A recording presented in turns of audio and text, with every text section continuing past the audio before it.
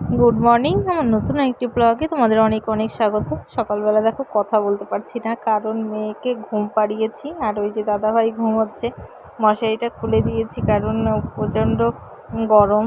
আর এখন বাজে প্রায় 7টার মতো। আমার নতুন একটি ব্লগে তোমাদের অনেক অনেক স্বাগত। আশা করি খুব ভালো আছো।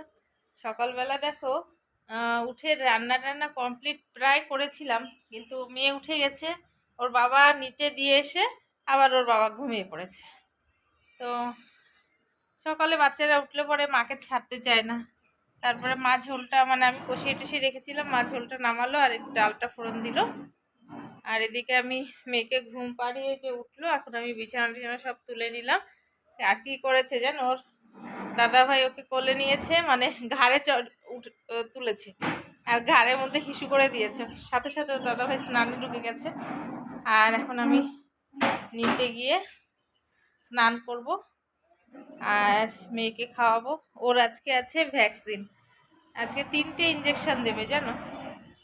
তো এখন একটু বড় হয়েছে, আমার ভীষণ ভয় লাগছে। তোর বাবাকে বলেছি তুমিও যাবে, কারণ কতটা কান্না করবে, কি চিল্লাচিল্লি, আর ওখানে এত ভিড় হয়। তো এখন মেয়েকে একটু স্নান করাবো, খাওয়াবো, তারপরে আমরা যাব হচ্ছে হেলথ সেন্টারে ভ্যাকসিন দেওয়াতে। তো সাথে থাকো, আশা করি তোমাদের খুব ভালো লাগবে। তো আমরা এখন যাচ্ছি মেয়ের ভ্যাকসিন দিতে। এই যে লিচুগুলো অত ভালো না। 150 টাকা করে নিচ্ছে। 150 টাকা জলপাইগুড়িতে কি সস্তা না। পাকুবুড়ি, ও পাকুবুড়ি, তারপরে দেখো ইনি ওর বাবার পিছনে বসে গেছেন আগেই স্কুটিতে, খুব মজা করে যাচ্ছেন। এবার কোথায় যাচ্ছে সেটা তোমাদের দেখাবো, আর গিয়ে কি হবে সেটাও তোমাদের সাথে শেয়ার করব। এই যে দেখো এত বদমাইশি করছে, আর কি বলবো। তারপরে হেলথ সেন্টারে তুমি ভাবতে পারবে না এত ভিড়। 1.5 মাসের বাচ্চার থেকে 16 বছরের ছেলে মেয়ে সবাইকে ইঞ্জেকশন দিচ্ছে, মানে ভ্যাকসিন দিচ্ছে। তার মধ্যে আমাদের কার্ড জমা পড়েছে, তারপরে অনেক বাচ্চা, আমাদের আগেও কত বাচ্চারা এসে দাঁড়িয়ে আছে, বসে আছে, খুব গরমের মধ্যে মারা নিয়ে বসে আছে। আমি ওখানে থাকতে পারলাম না, তো পাশেই মানে 8-10 পা হাঁটলেই আমাদের এই যে একই সাথে আর কি, ওই বিল্ডিংটা আলাদা, এটা আলাদা বিল্ডিং। তো মেন যে হসপিটালটা, সেখানে বসার জায়গায় আমরা বসে আছি। এত বদমাইশি করছে আমার সোনা মা, আমি মানে পাগল হয়ে গেছি। তারপরে ওর বাবাকে ডাকলাম যে আমি আর পারছি না, আমি ঘেমে ঘুমে অস্থির হয়ে গেছি। এক গরু দেখেছে, সেই গরুর পিছন পিছন ও ছুটেছে জানো, কত দূর গরুটাকে তাড়িয়ে দিয়ে এসছে। তারপরে এলাম, অনেকক্ষণ ওখানে ছিলাম, তোমাদের সাথে অতটা ভিডিও করলে বিশাল বড় হয়ে যাবে। তো দেখো বাইরে দাঁড়িয়ে আছি ওদের, আর বললো মানে আশা দিদি বললো যে আর 2-3 জনের কার্ডের পরেই হবে। তো ভ্যাকসিন দেওয়ার পরে এত কান্না করেছে, এখন বাড়ি চলে এসেছি। বাড়ি এসে কান্না, ওর দাদাইকে দেখে আর কান্না করছে, মানে বোঝাচ্ছে। আবার ওর ঠাম্মিকে দেখে কান্না থামেই না, তো থামেই না, ওর মানে বোঝানোর চেষ্টা করছে আর কি। দেখো আমার সোনামা এখন ঘুমিয়ে গেছে। এই দেখো, এই 2 পায়ে 2টো ইঞ্জেকশন দিয়েছে। এই যে দেখো এখানে, আর এই বা হাতে দিয়েছে, আর এই এই দেখো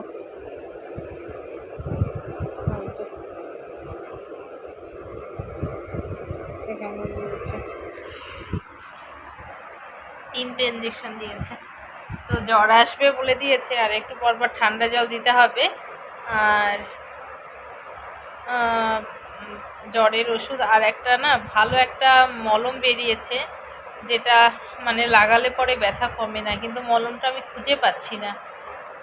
9 মাসের সময় দিয়েছিল, আর এই 6 মাস ঘরে মানে বাচ্চা থাকলে যেটা হয় আর কি বলবো। তো এখন একটু ঠান্ডা জল দিই। তারপরে ছেলে এখনও খায়নি, ও খেলছে। খুব খারাপ লাগছে গো, এত কান্না করেছে না, মানে কাঁদতে কাঁদতে আর মানে ওর গলা দিয়ে আওয়াজ বেরোচ্ছিল না। তো ওখানে আমি একটা ললিপপ নিয়ে গিয়েছিলাম, আর প্রচণ্ড দুষ্টুমি করেছে। কি বলবো, আমি একা পারছিলাম না। তোর বাবা আমাকে হেলথ সেন্টারে পৌঁছে দিয়ে একটু দোকানে গিয়েছিল। দোকান থেকে এসে তা আমি দোকান থেকে আসেনি আগে। তো আমি বলে মানে আমি অস্থির হয়ে গেছি ওকে নিয়ে। তো আমি ফোন করে বললাম যে আমি আর পারছি না ওকে নিয়ে, তুমি আসো। তো ও এসে ও মানে টায়ার্ড হয়ে গেছে মেয়েকে রেখে। এত দুরন্ত, মানে কি বলবো, সত্যি আমার ছেলে এতটা দুরন্ত ছিল না, আমার মেয়ে যতটা দুষ্টু, খুব চঞ্চল। আর ইঞ্জেকশনটা খেয়ে না মানে আর এত ভিড়, এত বাচ্চা কাচ্চা, ইঞ্জেকশনটা খেয়ে একদম নাকুনি চুবুনি যাকে বলে। একটা প্রথমটা দিয়েছে, কেঁদেছে। তারপরেরটা যেই দিয়েছে মানে তখন আর গলা দিয়ে আওয়াজ বেরোচ্ছে না, আমার তো এত কষ্ট লাগছে। তারপরেরটা দিয়েছে, তারপরে আবার চোখের তেল আছে, ওটা খাওয়াতে হয়, ওটা খেয়েছে। তো আমি একটা টোটো পেয়েছি সামনে, ওটা টোটোতে বসতে খুব মজা পায়, তো চোখের তেলটা খাচ্ছিল না। তো আমি ওই টোটোতে বসিয়ে খাইয়েছি। তারপরে বাড়িতে এলাম। তো স্কুটিতে যখন এসছি চুপচাপই বসেছিল। এবার বাড়িতে এসে একটু দেখাতে হবে ঠাম্মি দাদাইকে। তাই বাড়িতে এসে কি কান্না, একটু দাদাভাই আদর করলো, ওর ঠাম্মি আদর করলো, তারপরে আবার চুপ। তারপরে খেয়েছে। এইবার ওর দাদাই যখন এসছে আবার 1 ঘন্টা পরে দোকান থেকে বাড়িতে এসছে দুপুরের খাবার খেতে, ও দাদাইকে দেখে আবার কান্না। মানে সবাইকে কান্না করে করে বোঝাচ্ছে যে আজকে ওর ভ্যাকসিন হয়েছে। তো চলো খাওয়া দাওয়া করে নিই আর ও ঘুমোক।